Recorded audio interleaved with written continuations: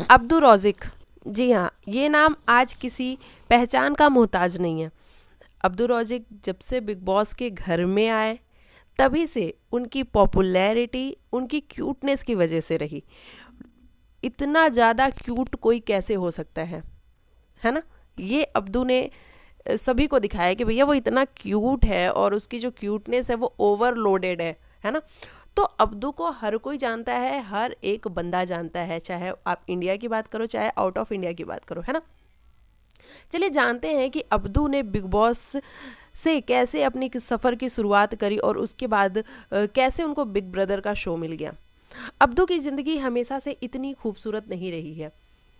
बचपन की बात करें तो अब्दू का बचपन नॉर्मल लोगों के जैसा बीता है, बल्कि मैं कहूँगी कि गरीबी में बीता है। अब्दू ने खुद बताया है कि हम बहुत गरीब हुआ करते थे, हमारे पेरेंट्स इतने पैसे वाले नहीं थे कि हमको एक कंफर्टेबल लाइफ दे सकें। तो अब्दू की जो लाइफ है, जो जर्नी है, वो बहुत गरीबी में निकली है। अब्दू का जो घर था वो आप ये कहते हो शेल्टर जैसा था, उसमें से पानी टपकता था, अगर बारिश हो तो सारा पानी घर के अंदर आ जाता था। अब्दू के पास कोई फैसिलिटी नहीं थी। अब्दू ने एक टाइम पे ये सोचा जब वो 13-14 साल के थे, तो कुछ अर्निंग करने के लिए मुझे कुछ करना चाहिए। हालांकि अब्दू को गॉड ने एक और प्रॉब्लम दे दी है कि उनकी हाइट छोटी है ना?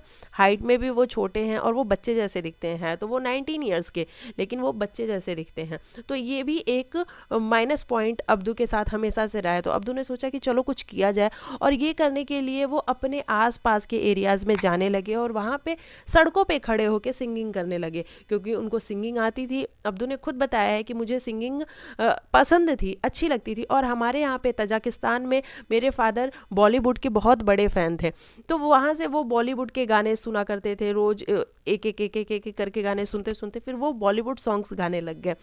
फिर तजाकिस्तान में उन्होंने अपने अगल बगल के एरियाज़ में गाना गाना शुरू किया, सड़कों पे खड़े होकर के। जहाँ पे लोग आते थे, कोई 1 रुपये कोई 2 रुपये दे के चला जाता था, और लोग उस पर भी ताने मारते थे कि कोई दूसरा काम धंधा नहीं है क्या, यहाँ खड़े होके गाने गा रहे हो। तो अब्दू की लाइफ बहुत इजी नहीं थी, बहुत टफ था।